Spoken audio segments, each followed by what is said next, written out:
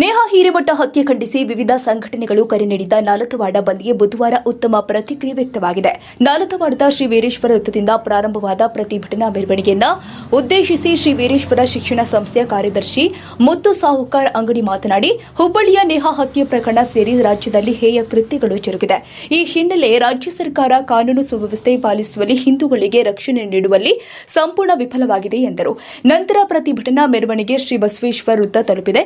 ಈ ವೇಳೆ ನೇಹಾಳ ಭಾವಚಿತ್ರಕ್ಕೆ ಗಣ್ಯರಿಂದ ಪುಷ್ಪನಮನ ಸಲ್ಲಿಸಲಾಗಿದೆ. ಈ ವೇಳೆ ಬಿಜೆಪಿ ಮುಖಂಡ ಎಂಎಸ್ ಪಾಟೀಲ್ ಮಾತನಾಡಿ, ನೇಹಾ ಕುಟುಂಬದ ಜೊತೆಗೆ ನಾವಿದ್ದೇವೆ. ನೇಹಾಳನ್ನ ಕ್ರೂರವಾಗಿ ಹತ್ಯೆ ಮಾಡಿದ ಫಯಾಜನಿಗೆ ಉಗ್ರ ಶಿಕ್ಷೆಯಾಗಬೇಕು. ರಾಜ್ಯ ಸರ್ಕಾರ ಈ ಪ್ರಕರಣವನ್ನು ಗಂಭೀರವಾಗಿ ಪರಿಗಣಿಸಿ ಸಿಬಿಐ ತನಿಖೆಗೆ ವಹಿಸಬೇಕು ಎಂದರು. ಕಿರಾಣಿ ವರ್ತಕರ ಸಂಘಟನೆ ಮುಖ್ಯಸ್ಥ ರಾಜು ಚಿನಿವಾಲ್ರು ಮಾತನಾಡಿ, ನೇಹಾ ಲವ್ ಜಿಹಾದ್ಗೆ ಬಲಿಯಾಗಿದ್ದಾಳೆ. ಹಲವು ಪ್ರಕರಣಗಳು ಬಯಲಿಗೆ ಬರ್ತಾ ಇಲ್ಲ, ಆದರೆ ನೇಹಾ ಕೊಲೆ ಅದನ್ನ ಬಯಲು ಮಾಡಿದೆ. ಮುಖ್ಯಮಂತ್ರಿ ಸಿದ್ದರಾಮಯ್ಯ ಮತ್ತು ಉಪಮುಖ್ಯಮಂತ್ರಿ ಶಿವಕುಮಾರ್ ಹತ್ಯೆ ಹಿಂದೆ ವೈಯಕ್ತಿಕ ಕಾರಣವನ್ನ ಹೇಳ್ತಿದ್ದಾರೆ ಎಂದು ಕಿಡಿಕಾರಿದರು. ಸಂಗಮೇಶ್ ಮೇಟಿ ಕರವೀದ ತಾಲೂಕು ಅಧ್ಯಕ್ಷ ಮಲ್ಲಿಕಾರ್ಜುನ್ ಗಂಗನಗೌಡರು ಮಾತನಾಡಿದರು.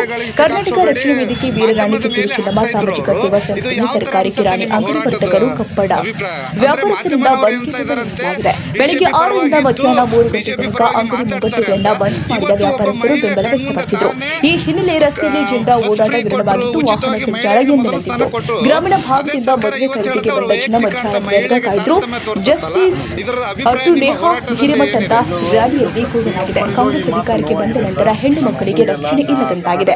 ಲವ್ ಜಿಹಾದ್ಗೆ ಸರ್ಕಾರ ಸಪೋರ್ಟ್ ಮಾಡ್ತಾ ಇದೆ ಎನ್ನುವುದನ್ನ ನೇಹಾಳ ಹತ್ಯೆ ಸಾಕ್ಷಿಯಾಗಿದೆ. ಶೀಘ್ರವೇ ಫಯಾಜ್ನನ್ನ ಶಿಕ್ಷಿಸಿ ಪೊಲೀಸರಿಗೆ ಅಧಿಕಾರ ನೀಡಬೇಕು ಅಂತ ಉಪ ತಹಶೀಲ್ದಾರ್ ಜಿಎನ್ ಕಟ್ಟಿ ಮೂಲಕ ಸರ್ಕಾರಕ್ಕೆ ಮನವಿ ಸಲ್ಲಿಸಿದ್ದಾರೆ.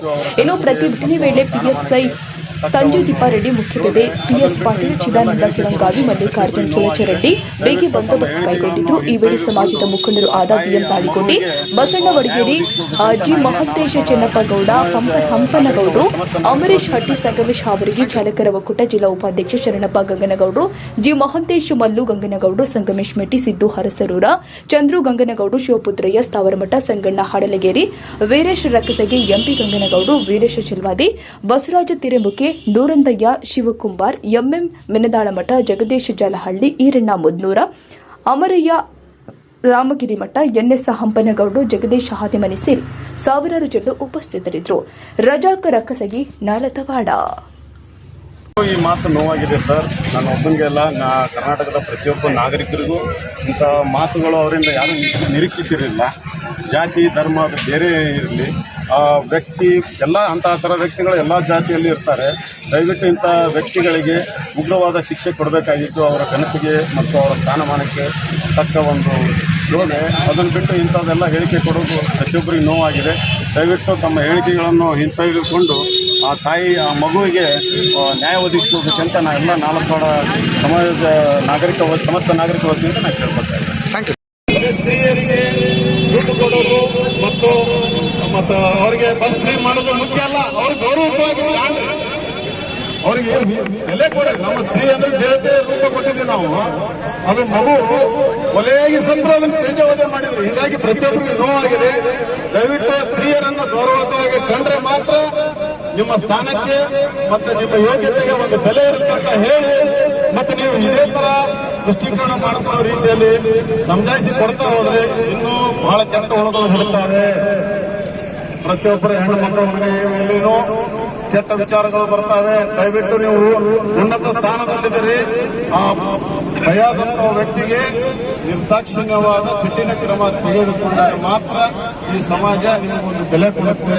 ಇಲ್ಲ ಅಂದ್ರೆ ನಿಮ್ಮ ಬಗ್ಗೆ ಏನೋ ಒಂದು ಒಳ್ಳೆ ವಿಚಾರ ಹೋಗುತ್ತೆ ಅಂತ ಹೇಳಿ ನನ್ನ ಆಕ್ರೋಶಭರಿತವಾದ ಮಾತುಗಳಿಂದ ನನ್ನ 2 ಮಾತುಗಳನ್ನು ಮುಗಿಸ್ತೇನೆ. ಎಷ್ಟು ಸಲ ಚಾಕುಲಿ ಹಾಕಿ ನನ್ನನ್ನು ಕೇಳಿದರೆ ಬರ್ಬರ್ ಅನಿಸ್ತದೆ. ಟಿವಿಯಲ್ಲಿ ಅದನ್ನು ಬ್ಲರ್ ಮಾಡಿ ತೋರಿಸ್ಯಾರ. ಮಾಡುವ ಭಾರತೀಯ ಸಂಸ್ಕೃತಿಯು ಕೂಡ ಅತ್ಯಂತ ಅಸಾಧ್ಯವಾದ ಕೊಡುತ್ತೆ. ಇದನ್ನು ತಾವುಗಳು ಅತ್ಯಂತ ನಿರ್ದಯವಾಗಿ ಅವನ ಮೇಲೆ ಕ್ರಮವನ್ನು ಕೈಗೊಂಡು ನಮ್ಮ ಭಾರತೀಯ ಸಂಸ್ಕೃತಿಯನ್ನು ಎತ್ತಿ ಹಿಡಿಬೇಕಂತ ಹೇಳಿ ನಾವು ಈ ಸಭೆ ಮೂಲಕ ಆಗ್ರಹ ಮಾಡ್ತೇವೆ. ಮಾನ್ಯ ಮುಖ್ಯಮಂತ್ರಿಗಳೇ, ಆದಷ್ಟು ಬೇಗ ಅವನಿಗೆ ಯೋಗ್ಯವಾದ ಶಿಕ್ಷೆಯನ್ನು ಕೊಡಿಸಬೇಕಂತ ನಾವುಗಳೆಲ್ಲ ಇಡೀ ಕರ್ನಾಟಕ ಅಲ್ಲ, ಇಡೀ ಭಾರತದ ಜನತೆ ತಮ್ಮಲ್ಲಿ ಮನವಿಯನ್ನು ಮಾಡ್ಕೊಳ್ತದೆ. ತಮ್ಮ ವ್ಯಕ್ತಿತ್ವಕ್ಕೆ ಗೌರವ ಬರ್ತದೆ. ಅವ್ರಿಗೆ ಏನಾದರೂ ಸರಿಯಾದ ಶಿಕ್ಷೆಯನ್ನು ಕೊಡಿಸಬೇಕಾದ್ರೆ ಅಂತ ಹೇಳಿ ನನ್ನ 1-2 ಮಾತುಗಳನ್ನು ಮುಗಿಸ್ತೇನೆ.